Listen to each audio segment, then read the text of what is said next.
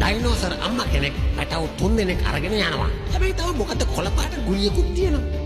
ඔය කොළපාට ගුලිය අපේ යාළුවෝ වෙන්නේ නැති. හැම දෙයක්ම කිව්වේ සලකුණු වලින්ද? අනේ නෑ විකාරද? මං කලින් මේගොල්ලෝ එනවා දැක්කා. හලෝ. දැන් මට මේ කතා කරන්න වෙලාවක් නෑ. ඔව් බිසි මම මේ මැරිච්ච සතෙක් හොයනවා. ඔව් ඒගොල්ලෝ මගේ පස්සෙන්මයි. එයාලා හිතන් ඉන්නේ මට පිස්සු කියලා. දැන් අපි මේ මරණේ සානුවට ඇතුල් වෙන්න හදන සිග්නල් නැතුව කට්ටි මෙසේජ් එකක් තියන්න. හරි ඉතින් මට එහෙම තමයි පාර තේරෙන්නේ නැද්ද? තියන්න. බයි. හරි. දැන් මගේ පස්සෙන් එන්න. බක් ඔයාගේ මොලේ අවුල් වෙන්න ගත්තේ කොයි කාලෙද? මීට මාස 3කට කලින් මං දවසක් උදේ හැරෙනකොට අන්නාසි ගෙඩියක් අසාද බැලලා. ඒක කැත අන්නාසි ගෙඩියක්. ඒ ගතිගුණ හරි හොඳයි.